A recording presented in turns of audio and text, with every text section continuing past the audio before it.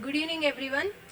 Myself Swati, PhD scholar from Department of Physiotherapy, Mahe, Manipal. Today I'm going to present a topic which is a part of my PhD study, which is not related to diabetic foot. It's screening for fibromyalgia syndrome and gut health in a middle-aged population, a cross-sectional study, under the guidance of Dr. J. Arun Maya and Dr. Shirin Chetty. So, we know that fibromyalgia syndrome is a multi-system disorder encompassing of widespread pain associated with the sleep disturbances, intensive fatigue, and impaired physical and cognitive functioning. Being a chronic pain condition impacts a large percentage of world's population, leading to significant disability, loss of employment, and psychological distress. The prevalence of fibromyalgia syndrome in general population range from 2.6 to 6.6, with a greater proportion of women being impacted, whereas in India overall is 0.05 to 2%. And the pathophysiology of fibromyalgia syndrome involves central sensitization, neuroendocrine, and also there is a growing evidence implicating the disturbance of gut microbiota. Also, it says that gut-brain axis believed to influence the pain modulation, mood regulation, and immune responses, suggesting that gut dysbiosis may exacerbate fibromyalgia symptoms. Despite the prevalence, the fibromyalgia syndrome often remains underdiagnosed. So, assessing the gut health in conjunction with the fibromyalgia syndrome offer a novel insight. So, therefore, accessible screening methods are needed for the early detection and intervention of fibromyalgia syndrome and gut health.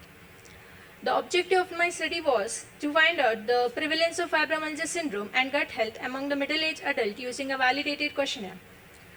So, we conducted a cross-sectional study with a number of participants of 100, and coming to methods, after obtaining the approval from the ethics committee and CTRI, screening of the participant using a validated questionnaire included the demographic details, sleeping pattern, ACR criteria 2016, which is used to determine the suitability of the diagnostic criteria, and revised fibromyalgia impact questionnaire, and self-reported gastrointestinal symptom. This self-administered online questionnaire was circulated among 100 individuals via social media platform. Out of 100 individuals, 64 individuals responded the questionnaire. Out of 64, 22 of the respondents fulfilled the diagnostic criteria. And coming to average functional status, the average FIQ scores reported a moderate or high level of functional limitation. Moving on to result, this table summarizes the demographic characteristic of the participant. We had a total number of 64 participants with a gender distribution of 44 females and 20 males responded to the questionnaire.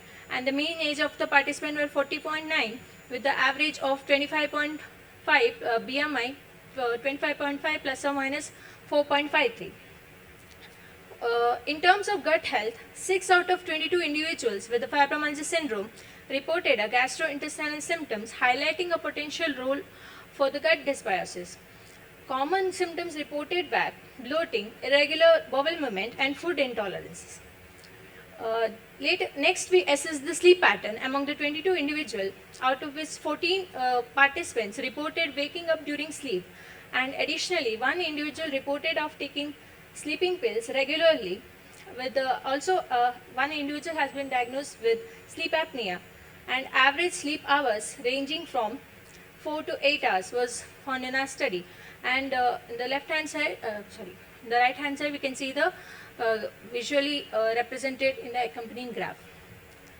Moving on to the next slide. This slide presents the ACR 2016 diagnostic criteria for all 64 individuals included in this study.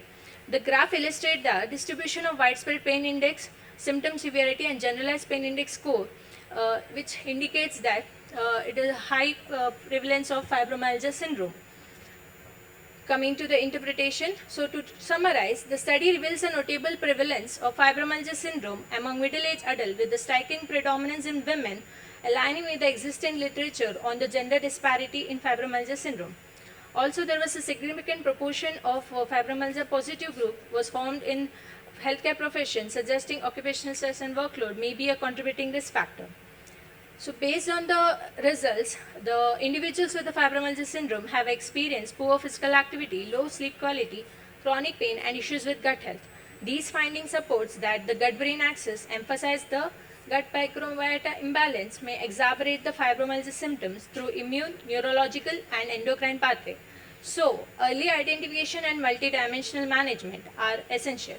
So, in conclusion, this preliminary report, self-reported survey reveals concerning rates of fibromyalgia syndrome, gastrointestinal issue, and poor sleep quality among middle-aged adults.